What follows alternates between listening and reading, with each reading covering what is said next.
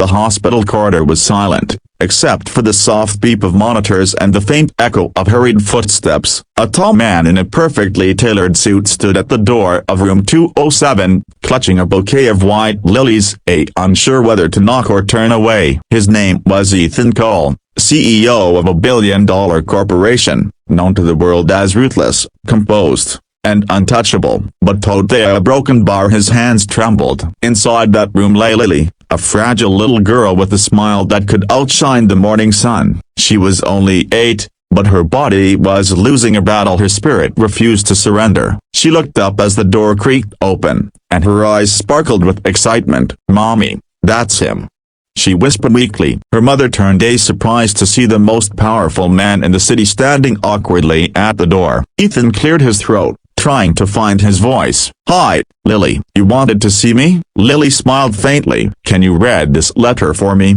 It's very important." She handed him a folded paper, crumpled at the edges, with shaky handwriting in pink ink. Ethan sat by her bedside, carefully opening it. His voice faltered as he began to read, but Lily's eyes never left his face. "Greater than dear Mr. Ethan, I know you're very busy and people say you don't smile much, but my mommy told me once you helped build this hospital. That means you already helped me a lot. Thank you. I have one last wish before I go to heaven. I want you to promise you'll be kind, not just with money, but with your heart. I think people need hugs more than hospitals sometimes." His chest tightened as her soft giggle broke the silence. "Did I spell heaven right?"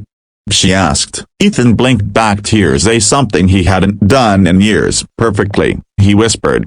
2 weeks earlier, he wouldn't have cared. The world saw him as a machine, efficient, cold, successful. But that illusion cracked when he visited the hospital for a charity event and saw Lily drawing rainbows on her forestand. She had offered him a handmade bracelet made of colored strings and said, "This is your happy bracelet, so you remember to smile." He had laughed back then, politely, and tucked it into his pocket. He never thought he'd see her again. But here she was, smaller, weaker, and still wearing hope like a crown. Her mother spoke softly. "She wanted to meet you again. A broken bar said you were her favorite superhero." Ethan tried to respond, but the words got lost somewhere in his throat. For the first time, silence said everything. Days turned into weeks. Ethan began visiting her after work, quietly slipping into room 207, reading stories, bringing crayons, even taking business calls by her side while she napped. His employees noticed the change. The man once feared for his temper now smiled during meetings and spoke with patience. One evening, Lily looked up and whispered, "Mr. Ethan, can I tell you a secret?" "Of course," he said. "I'm not scared anymore," she said, her voice barely above a breath. "Because you made my heart happy. That's my favorite feeling." Ethan's heart broke. He held her small hand and whispered, "You made mine happy too, Lily."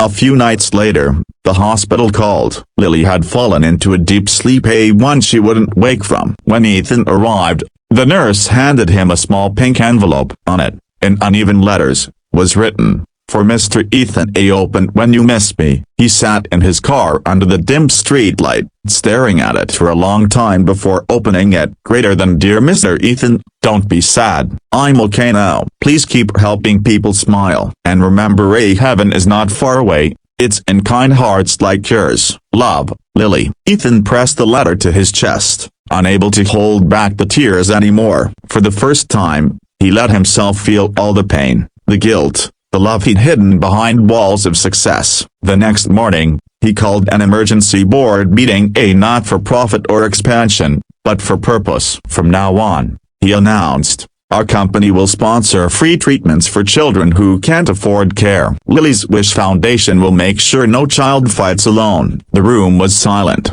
but for Ethan, it was the first time silence felt like peace.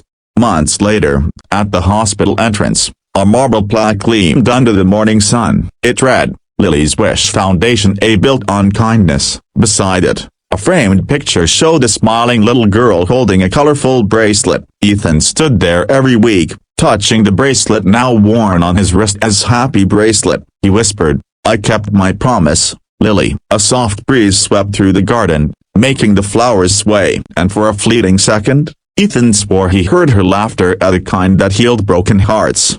Moral: sometimes, it takes the smallest heart to awaken the biggest one. True success isn't in wealth, it's in the kindness that outlives us.